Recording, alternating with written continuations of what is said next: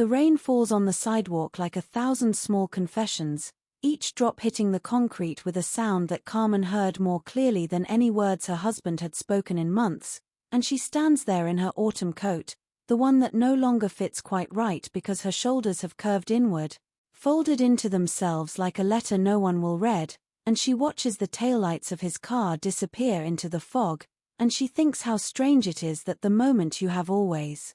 feared arrives exactly as you imagined it would, with no surprises, no dramatic flourishes, just a man who says I can't do this anymore and a woman who realizes she has been waiting for this moment to arrive like someone waiting for a diagnosis they already know is true, and the rain continues, indifferent to her standing there, indifferent to the fact that Carmen has just become a person whose husband left her, a category she never wanted to join, a club where the membership fee is your entire understanding of love and safety and what it means to promise forever. She remains outside for what feels like hours, though it is probably only minutes, because time moves differently when your life fractures, when the solid ground beneath you suddenly reveals itself to be made of sand and wishful thinking, and Carmen becomes aware of her wet hair against her face, of the way her hands have gone numb, not from the cold but from something deeper, from the nervous system's attempt to protect her by making her feel nothing at all, and she recognizes this numbness as a mercy from her body, a temporary anesthetic administered by a brain that knows she is not ready to feel everything at once, because if she did, if she allowed herself to fully comprehend the weight of this moment, her legs might not hold her, and so her brain, in its profound wisdom, has shut down her emotional receptors just enough to keep her standing. And Carmen is grateful even as she grieves, because she understands, in that distant clinical way we understand things when we are in shock, that her amygdala is working overtime, her nervous system is in survival mode, and her body is doing everything it can to keep her from collapsing onto this rain-soaked sidewalk outside the apartment they rented together 5 years ago when they still believed in forever. Inside the apartment, she sits on the edge of the bathtub, still wearing her wet coat, and she looks at the bottle of pills in the medicine cabinet and she understands, with a clarity that frightens her, that this is what people mean when they talk about those moments, those dangerous moments, and she closes her eyes and remembers her mother's voice from 30 years ago, remembers being 8 years old and hearing her mother cry in the darkness, remembers the particular quality of that sound. How it seemed to come from a place deeper than the body, from somewhere elemental and animal, and Carmen had lain in her own bed listening to that sound and making a promise to herself, a solemn vow that she would never become that kind of woman, the kind of woman who depends on a man for her sense of self, the kind of woman whose entire emotional infrastructure is built on the foundation of another person's love, and yet here she is, 38 years old, standing in a bathroom she thought was temporary, in a life she thought would lead somewhere, and she is becoming exactly that woman, the woman she swore she would never be, and this realization hits her with a force that almost knocks her over, and she grips the edge of the sink and lets out a sound that is not quite a cry but is not a word either.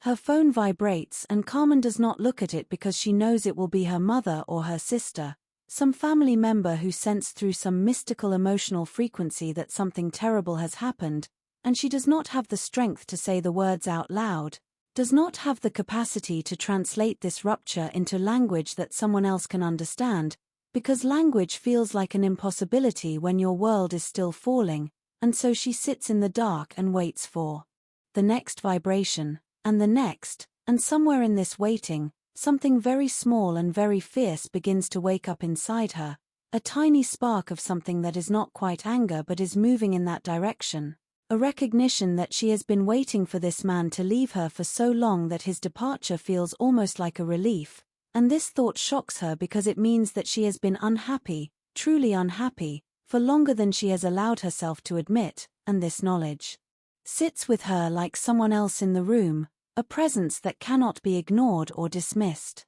Carmen walks to the kitchen and makes herself tea, and in this small act of self-care, in the ritual of heating water and choosing a cup and holding something warm in her hands, something begins to shift in her nervous system, some tiny recalibration toward the possibility of survival, and she thinks about neurotransmitters, about how her brain is manufacturing cortisol in abundance right now, her adrenal glands pumping this stress hormone into her bloodstream like emergency flares sent up into the night sky, and she understands, from somewhere deep in her education or perhaps from some mother's intuition that humans carry in their bones, that her dopamine has crashed, that all the neurochemical rewards her brain received from this relationship have suddenly vanished, leaving her in a state of withdrawal not unlike addiction, because that is what long-term relationships are they not? A form of acceptable addiction, a legal drug we call love, and now that the drug has been removed, her brain is scrambling to rebalance itself, and she is in the withdrawal phase, the acute phase, where every cell in her body is screaming for the return of that familiar neural pathway, that groove worn so deep into her brain that all her thoughts seem to flow in that direction whether she wishes them to or not. She sits with this understanding and does not fight it, and in her sitting, in her non-resistance, something subtle happens, something that will later reveal itself to be the beginning of healing, though she does not know this yet,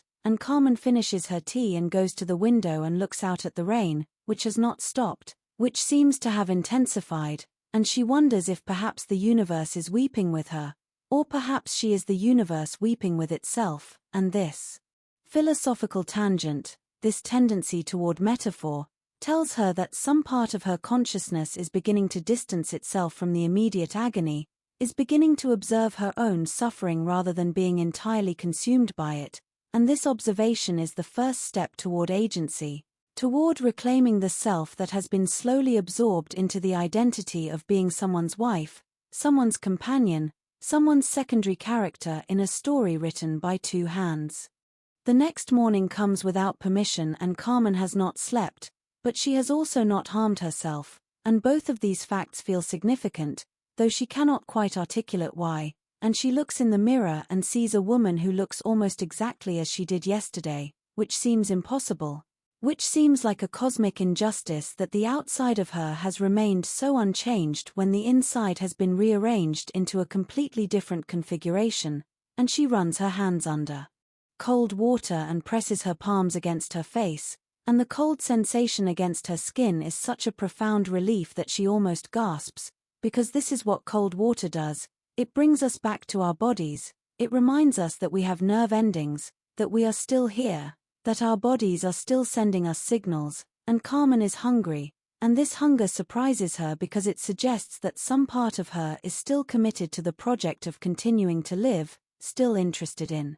maintaining this body that carries her consciousness from place to place. She makes eggs and sits at the kitchen table and eats them slowly, mechanically, not tasting them exactly but aware of the texture, the salt, the way her body accepts this fuel without enthusiasm or particular resistance, and she looks at the kitchen, really looks at it for the first time in years, and she notices that it is decorated entirely according to her husband's preferences. The colors a muted palette of grays and whites, the art on the walls selected by him, the coffee machine a model he chose, and she realizes that she has been living in a space that looks like it was designed for someone else, and she wonders how many years she has been living in rooms that were not quite hers, spaces that reflected someone else's vision more than her own, and this realization sets off another small explosion in her chest, not painful exactly but charged with something she cannot quite name, and she finishes her eggs and rises from the table with a purpose she did not feel entering the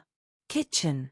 She goes to the closet and begins removing things, not violently or dramatically, but with a kind of calm determination, and she pulls out a sweater that she bought 10 years ago before she met him, a sweater in a deep jewel tone that she loved, that she had forgotten she loved, and she puts it on and looks in the mirror and sees something shift, some small realignment of her face, and she realizes that in the act of reclaiming her own preferences, in the act of choosing to wear something,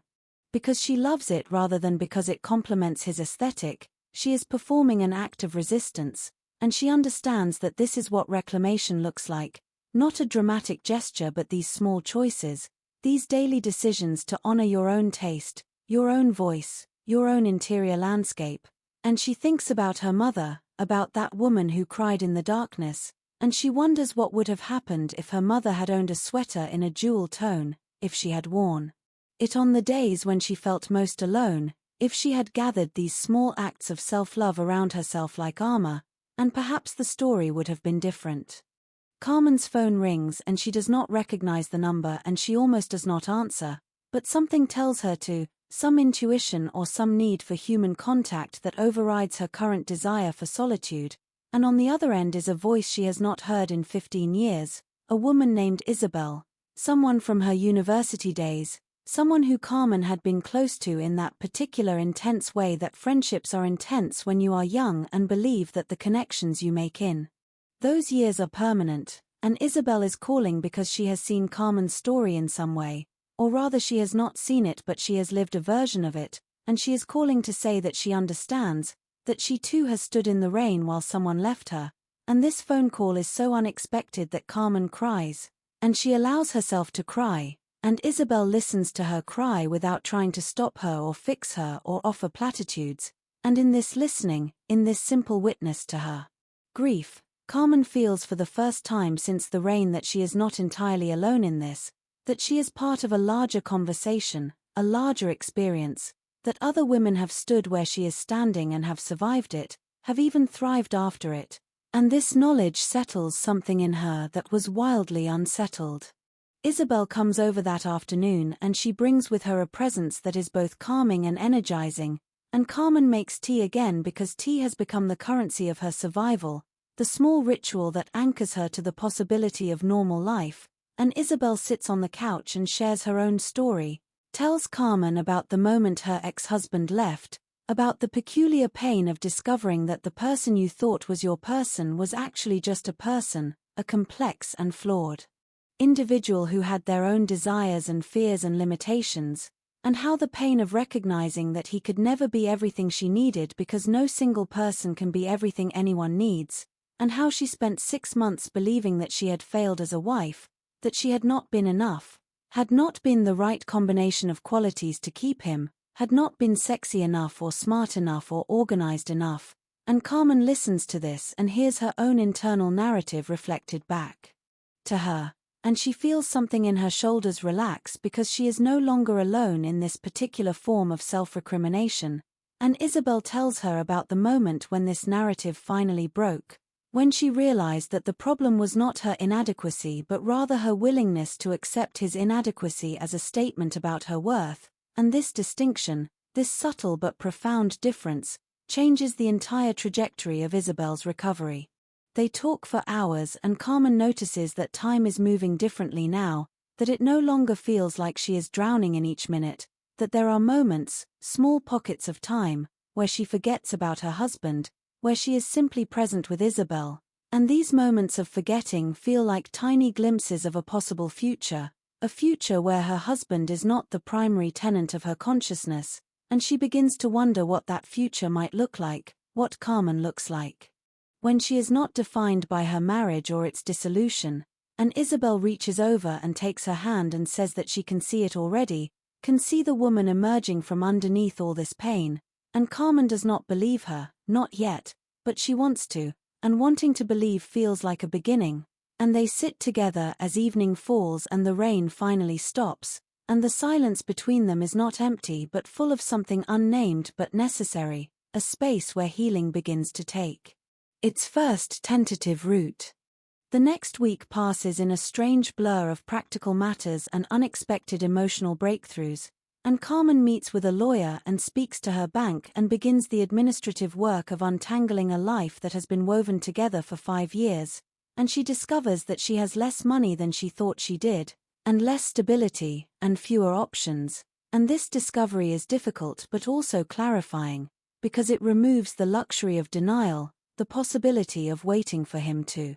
change his mind or to realize what he has lost, because the legal machinery has been set in motion and there is no stopping it now, and Carmen finds this oddly comforting, the way that external constraints can sometimes liberate us from the burden of making choices, from the paralysis of waiting, and she moves through these administrative tasks with a strange calm, and she notices that as her external world becomes more chaotic, her internal world becomes more organized, as if her psyche is attempting to compensate, to find some kind of equilibrium. She begins to journal in a small notebook that Isabel gave her, and she fills page after page with her thoughts, and they are not organized or eloquent thoughts, they are messy and contradictory. She writes that she hates him, and then pages later she writes that she misses him. She writes that she is better off, and then immediately writes that she does not know who she is without him. And in the act of writing, in the externalization of these contradictions, something begins to make sense, and Carmen understands that she does not need to resolve these contradictions, that it is possible to hold multiple truths simultaneously, that she can be angry and sad, relieved and devastated, stronger and more broken than she has ever been all at the same time, and this permission to be contradictory, this acceptance of her own complexity, seems to be the actual beginning of healing, the moment when she stops trying to feel the correct way and simply allows herself to feel, and the pages of her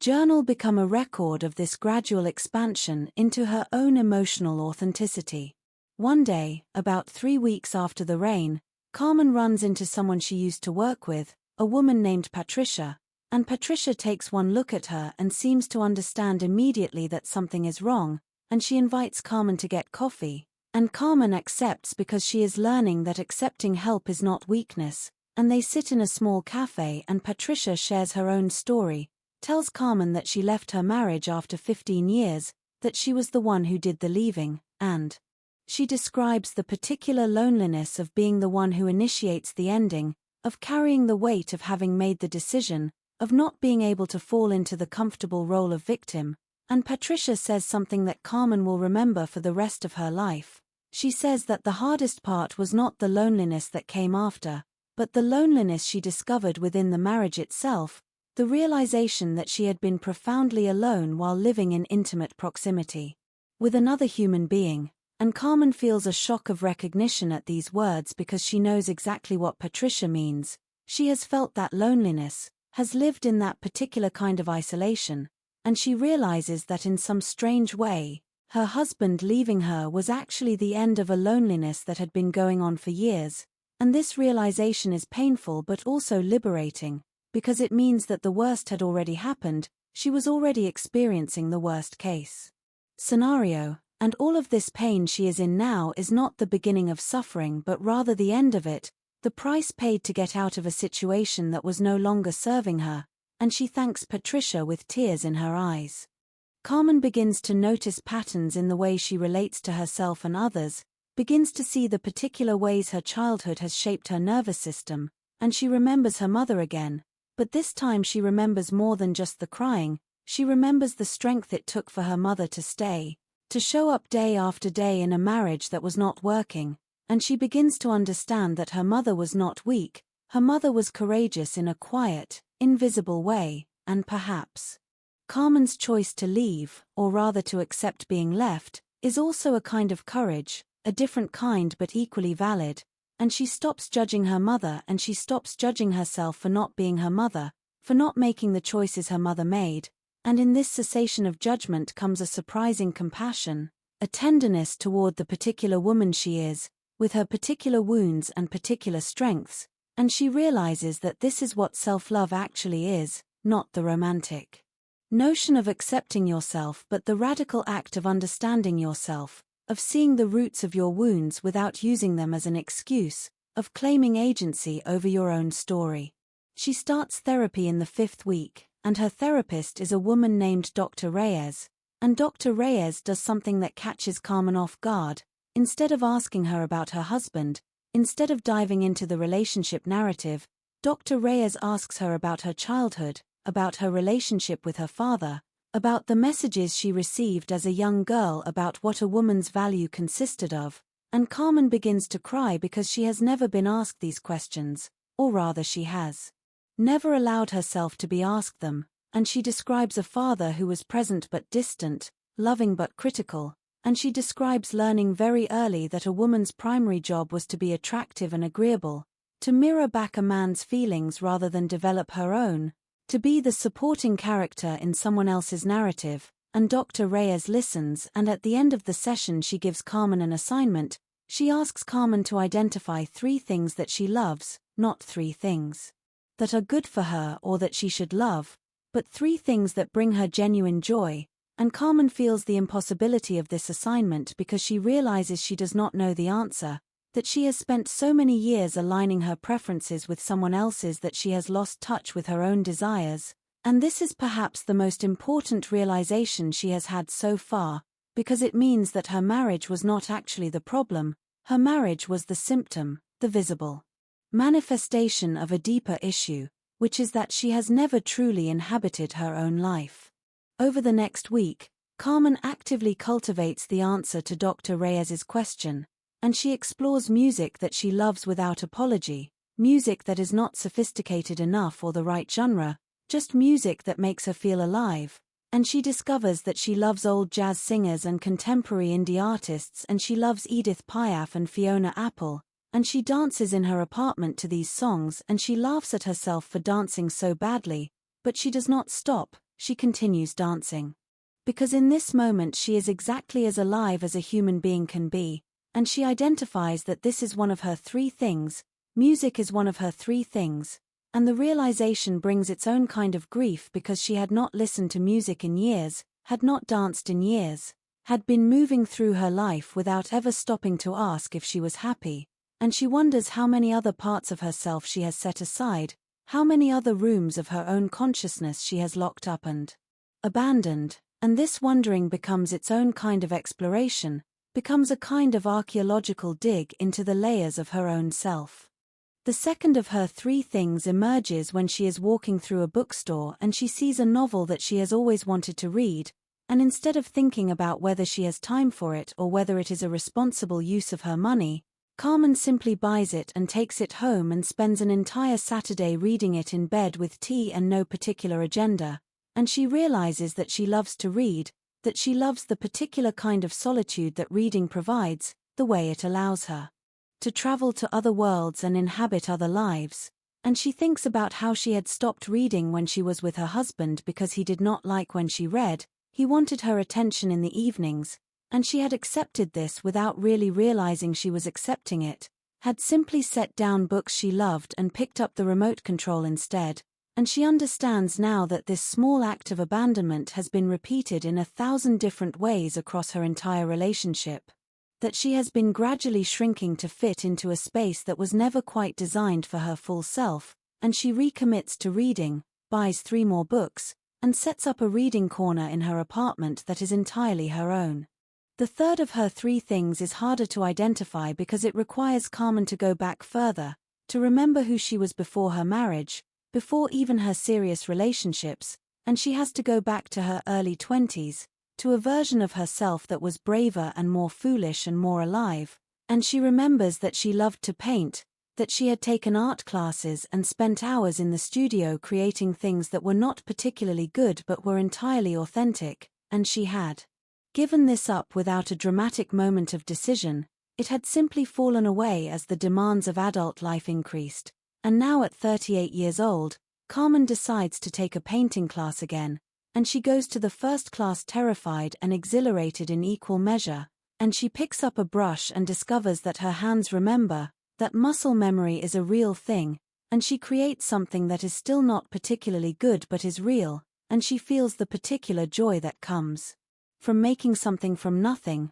from externalizing the internal, and she understands that this is what she had been missing, this sense of creative purpose, this evidence that she could make things, could contribute to the world in ways that were not about mirroring or supporting or enabling, and she signs up for the class again the following week. In her 8th week of recovery, Carmen has dinner with Isabel and Patricia, and the 3 of them sit around her small table and they tell each other their stories. They talk about the men they loved and the mistakes they made and the ways they have healed, and Carmen is struck by the resilience of women, by the particular way that women move through devastation and emerge changed but not destroyed, and she listens as Patricia talks about remarrying and then divorcing again and then finding peace in being alone, and she listens as Isabel talks about the moment she realized she was stronger than she thought, and she realizes that there is no one right way to heal, that healing is not linear or predictable or tidy,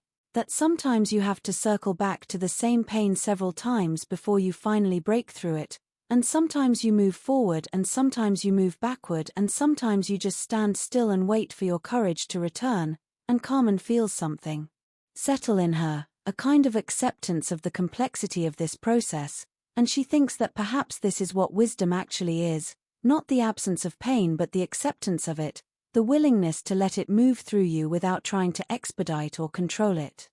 She receives a message from her husband during the 9th week, and he says he wants to talk, that he misses her, that maybe they made a mistake, and Carmen reads this message and she feels several things simultaneously. She feels a spark of the old hope. The old belief that if he has changed his mind then everything will go back to being okay, and underneath that hope she feels a deep knowing that he has not changed, that he has simply felt the consequences of his choice, has discovered that leaving was harder than he expected, and she knows that if she takes him back it will not fix the fundamental problems that existed before, it will not miraculously transform her into a woman who feels secure in her own skin. It will not solve the deeper issue, which is that she has never really believed in her own worth, and she sits with this knowing and she does not respond to his message immediately. She sits with it for 3 days, and she lets the initial emotional reaction settle, lets her nervous system regulate,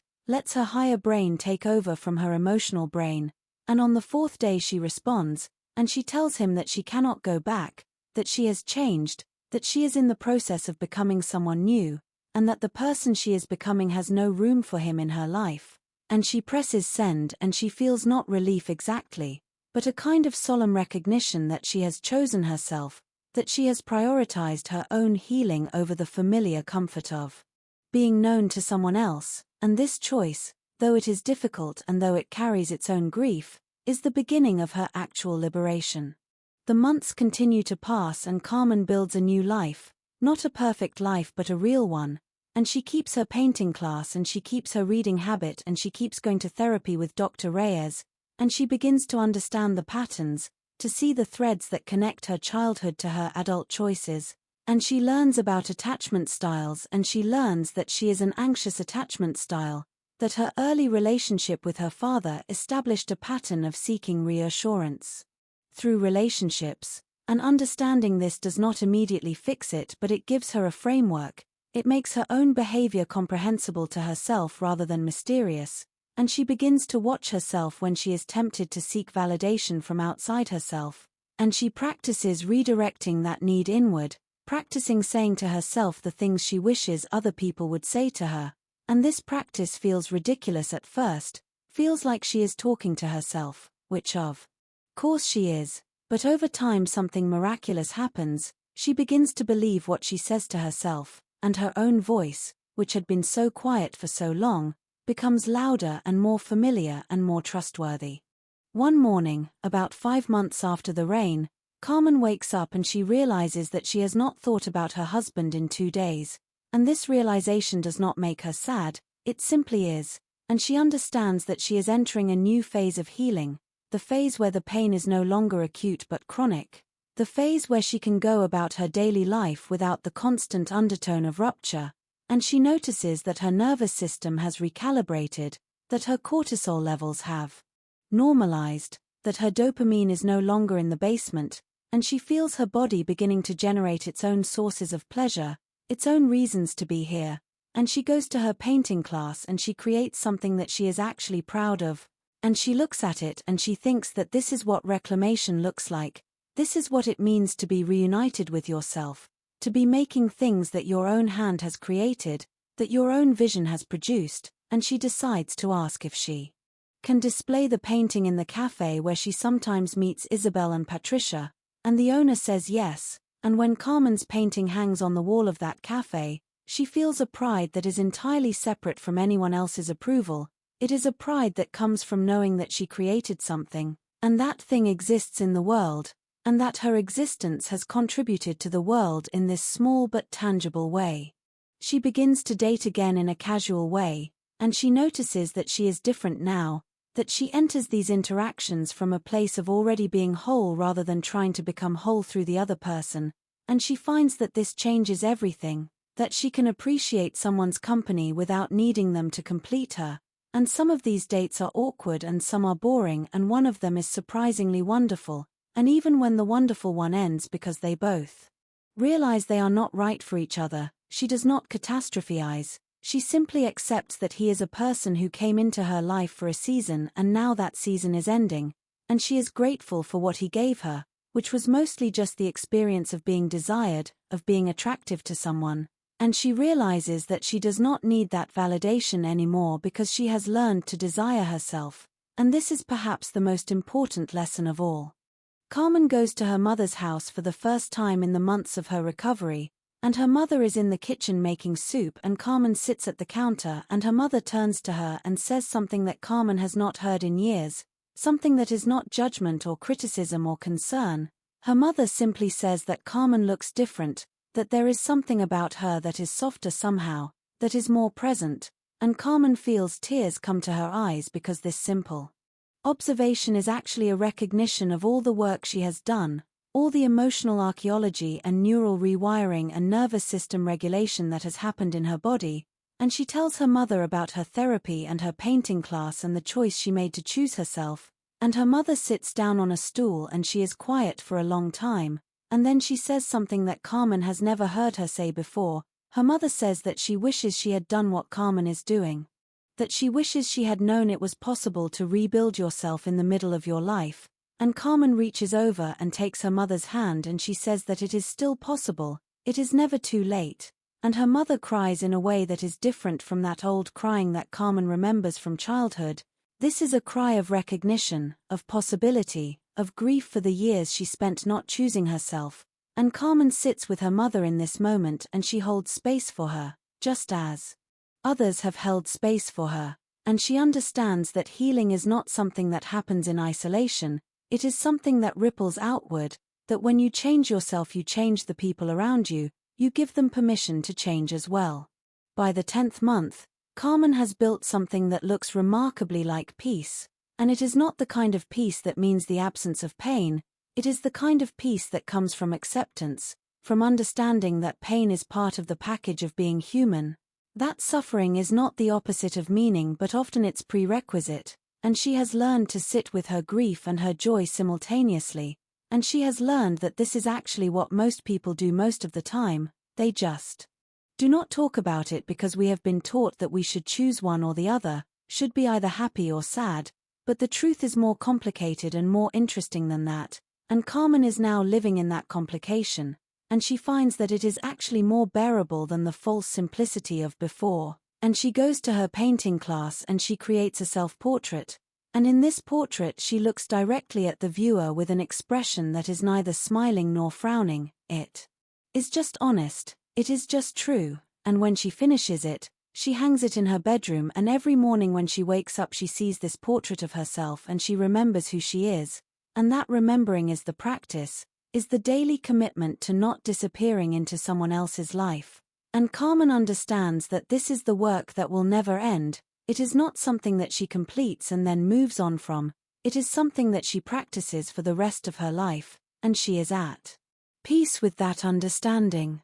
One evening, about a year after the rain, Carmen receives a phone call from Isabel, and Isabel is crying, and she says that she is in the rain again, that her new partner has left her, and Carmen feels a rush of recognition and compassion, and she gets in her car and she drives to where Isabel is waiting, and when she finds her standing on a wet sidewalk in her autumn coat, Carmen does not say anything about the universe or about fate or about how the same things keep happening, instead she simply steps into the rain with Isabel, and she stands with her in the cold and the wet, and she reminds Isabel that she has been here before, that she knows how to survive this, and Isabel looks at her with a kind of desperation and Carmen takes her hand and she says that the rain will pass, that the numbness will eventually give way to feeling, that the feeling will eventually give way to understanding, and that understanding will eventually give way to acceptance, and that acceptance might just be the closest thing we have to happiness, and Isabel leans against Carmen and they stand together in the rain, and Carmen knows that she has been sent here for this reason, that her own pain was not pointless but was a kind of education, a way of preparing her to be present for someone else's pain, and she thinks about all the women who stood in rain before her and all the women who will stand in rain after her, and she understands that this is how we heal, not in isolation but in communion, not by forgetting the pain but by transforming it into wisdom, and then by passing that wisdom on to the next person who falls, and she holds Isabel in the rain and she tells her that she will not let her fall, that she has her, that she is not alone, and Isabel cries and Carmen cries with her, and in their shared tears something sacred happens, something that the brain might identify as oxytocin flooding the neural pathways, but that the heart might identify as love, as genuine human connection, as the thing that makes suffering survivable, and Carmen finally understands what it means to be here, what it means to be present, what it means to live. The rain eventually stops, as it always does, and Carmen and Isabel go inside and make tea, and Carmen tells Isabel all the things she learned in her own healing, and she does not expect Isabel to follow the same path, does not expect her to find the same solutions, because she has learned that healing is as unique as a fingerprint, as individual as a voice, and all she can do is offer her companionship and her belief in Isabel's capacity to survive this, and Isabel listens and something in her expression shifts, and she says that she wants to try, that she wants to rebuild, that she wants to know what it feels like to choose herself, and Carmen nods and says that she will be there, that they will figure it out together, and they sit on Carmen's couch in her apartment that is slowly becoming hers, that is filling with paintings she has created and books she loves and music that makes her feel alive, and Carmen realizes that this is what a home actually is. It is not a space that belongs to two people, it is a space that belongs to you, it is a space where your choices are reflected, where your voice can be heard, where your art can live, and she looks at Isabel and she says that she can stay as long as she needs to, and Isabel takes her hand and they sit together in silence, and that silence is full of hope, is full of the possibility that we can rebuild ourselves, that we can choose ourselves, that we can become the women we were always meant to be, and that this journey, though it begins in rain and is sustained through tears, eventually leads to something that looks remarkably like peace, and is worth every moment of the pain that came before it. Carmen learns that recovery is not linear, that Isabel will have difficult nights when she wants to call her ex, will have moments of doubt, will question whether leaving was the right choice, and Carmen validates all of this without trying to convince her otherwise. And she remembers her own wobbling moments and she knows that they are normal, they are the brain trying to return to its familiar neural pathways, they are the nervous system seeking the known pain rather than the unknown possibility, and she teaches Isabel breathing exercises and grounding techniques, and she uses scientific language to explain what is happening in Isabel's body and why, and she talks about the amygdala's tendency to remember threat more vividly than safety, and how Isabel's brain is literally wired to expect abandonment, and that this wiring is not a character flaw but a survival mechanism, and understanding this allows Isabel to have compassion for herself, to see her own panic not as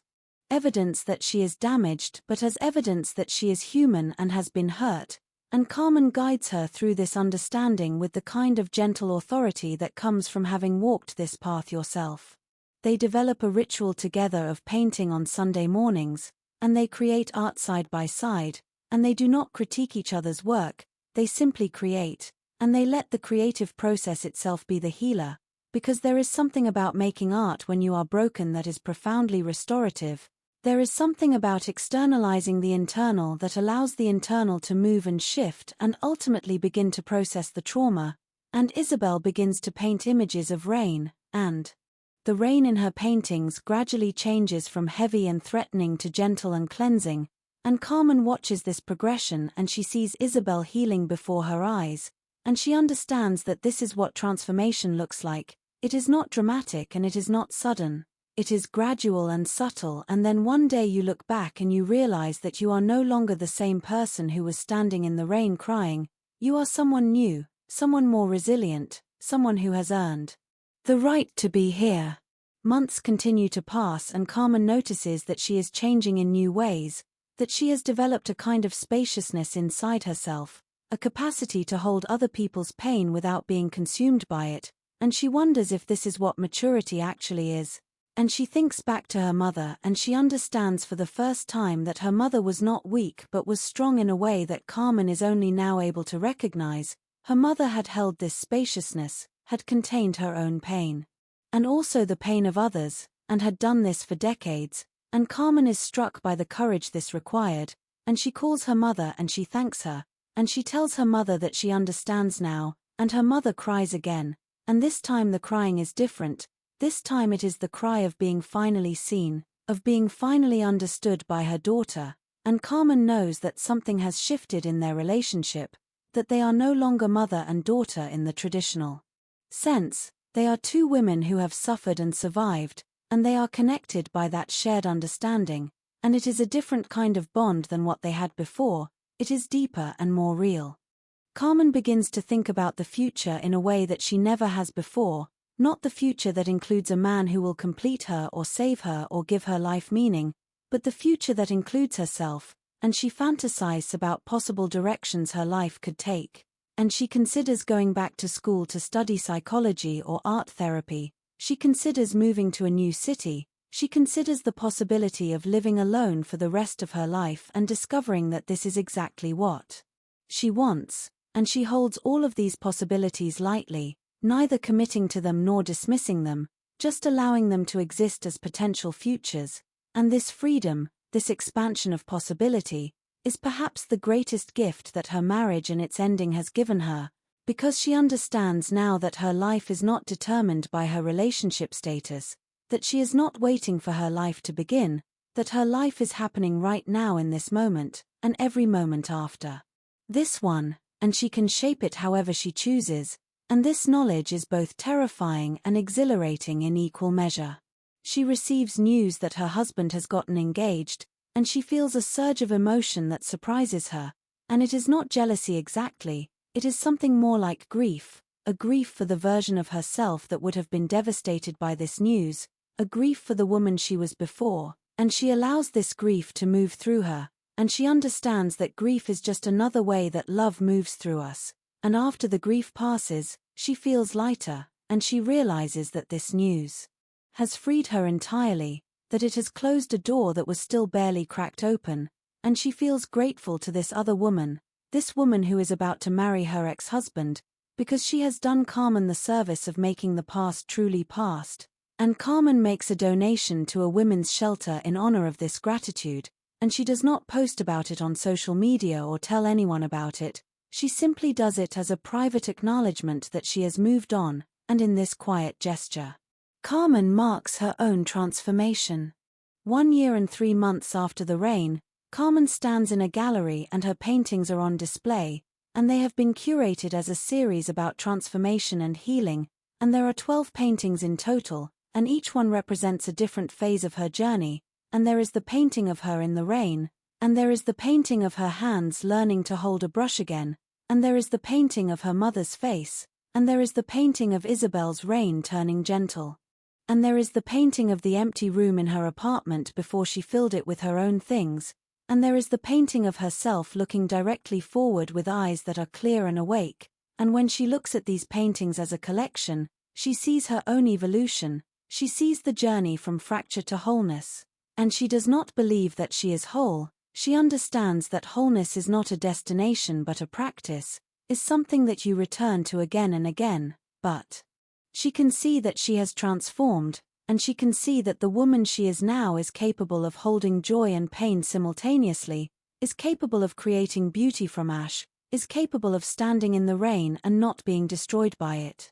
She walks through the gallery and she overhears people talking about her work, and they are moved by it, and they share their own stories of loss and recovery, and Carmen realizes that art is not private, that when you create something honest and true and vulnerable, it becomes a mirror that other people can look into, and they see themselves reflected back, and they are no longer alone in their experience, and this is the true function of art, and this is why she is so grateful that she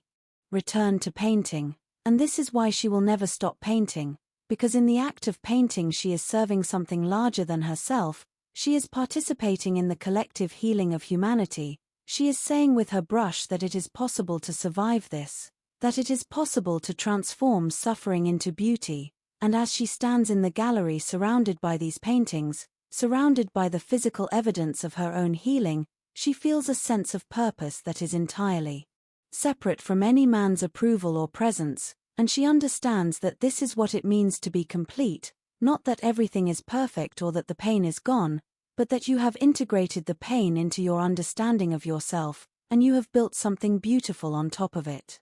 After the gallery opening, Carmen goes home and she sits on her bed and she writes in her journal, and she writes a letter to the version of herself that was standing in the rain, and she tells that woman all the things she wished someone had told her in that moment. She tells her that she is stronger than she believes. She tells her that the pain will not destroy her. She tells her that she will laugh again and create again and love again. She tells her that she will look in the mirror and